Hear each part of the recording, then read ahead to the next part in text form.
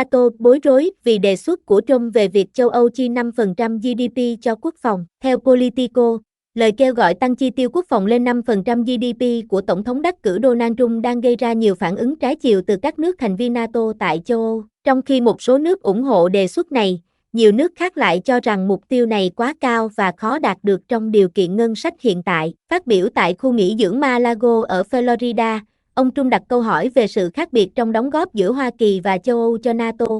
Châu Âu chỉ đóng góp một khoản tiền nhỏ so với đóng góp của chúng tôi. Tại sao chúng tôi lại đóng góp nhiều hơn châu Âu hàng tỷ đô la? Phản ứng từ các nước châu Âu, các nước Baltic và Đông Âu, giáp biên giới với Nga, đã thể hiện sự ủng hộ mạnh mẽ đối với đề xuất tăng chi tiêu quốc phòng. Đây là thông điệp mà Estonia đã ủng hộ trong nhiều năm.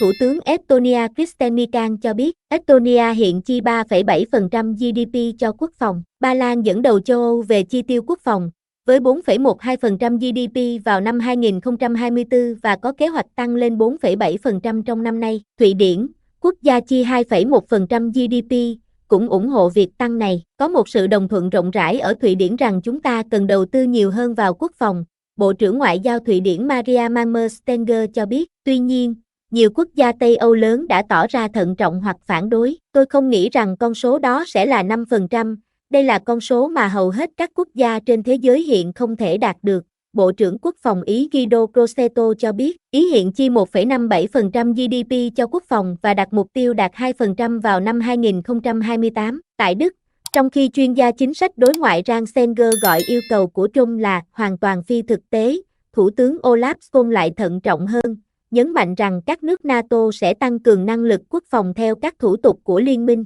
Theo dữ liệu từ Viện Nghiên cứu Hòa bình Quốc tế Stockholm, Hoa Kỳ hiện chiếm 68% tổng chi tiêu của NATO, với 916 tỷ đô la vào năm 2023, trong khi các quốc gia thành viên châu Âu chỉ đóng góp 28%. Hoa Kỳ chi khoảng 3,4% GDP cho quốc phòng, cao hơn nhiều so với hầu hết các đồng minh châu Âu. Trúc Damon, giảng viên cao cấp tại khoa nghiên cứu chiến tranh thuộc Đại học King College London, cho biết mục tiêu 5% có thể là một chiêu trò mang tính biểu tượng. Với tôi, mục đích của yêu cầu này là không được thiết kế để đạt được. Có vẻ như mục đích của yêu cầu 5% là khiến nó trở nên không thể đạt được.